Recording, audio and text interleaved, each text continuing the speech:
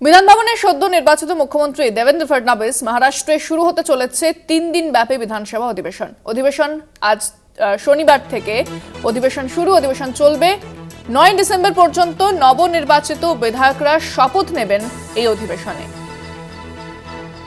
মহারাষ্ট্রে শুরু 3 দিন ব্যাপী বিধানসভার বিশেষ অধিবেশন। এই অধিবেশনে বিধায়করা শপথ নেবেন শনিবার থেকে, অর্থাৎ আজ থেকে শুরু হচ্ছে অধিবেশন, চলবে 9 ডিসেম্বর পর্যন্ত।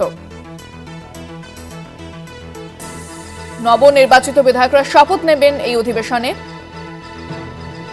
আমরা এর আগে দেখেছি যে মহারাষ্ট্রে যে মহানাটক চলছিল, কিছুতেই মহাজোটী জোটের যে জট সেটা কাটছিল না, কারণ একনাথ শিন্ডে তিনি উপস্থিত ছিলেন না, এবং কে হবেন মুখ্যমন্ত্রী সেটা নিয়ে একটা জল্পনা চলছিল। যদিও সেই দৌড়ে দেবেন্দ্র ফডনবিস এগিয়ে ছিলেন, কিন্তু তাও একনাথ শিন্ডে তিনি সেখানে সম্মতি দেননি এবং তিনি ছিলেন না। তারপরে সেই জোটের জট কাটে দেবেন্দ্র ফডনবিস তিনি মুখ্যমন্ত্রী হন, শপথ নেন।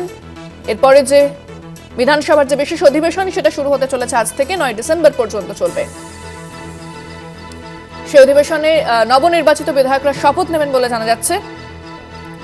ফোনে রয়েছেন আমাদের পলিটিক্যাল এডিটর আশিস চট্টোপাধ্যায়। আশিসদা, মহারাষ্ট্রে বিশেষ অধিবেশন শুরু হচ্ছে 3 দিন ব্যাপী, এবং যেটা জানা যাচ্ছে যে বিধায়করা তারা শপথ নেবেন, এছাড়া কি জানতে পারা যাচ্ছে এই বিষয়ে?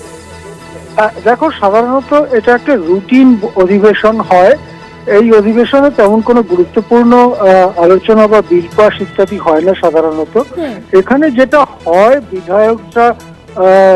বিধায়ক হিসেবে নির্বাচিত হওয়ার পর একটা শপথ বাক্য পাঠ করতে হয়।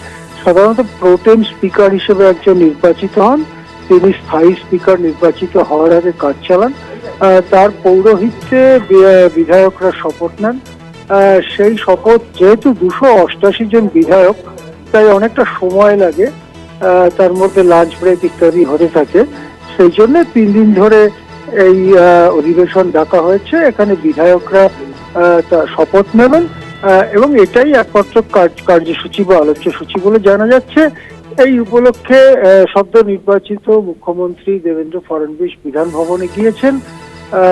দেবেন্দ্র ফডনবিসের তৃতীয়বার মুখ্যমন্ত্রীত্বে এটাই প্রথম বিধান ভবন যাওয়া। সেই দিক থেকে এটা রাজনৈতিকভাবে একটা গুরুত্বপূর্ণ ঘটনা। হ্যাঁ, ধন্যবাদ আশিস।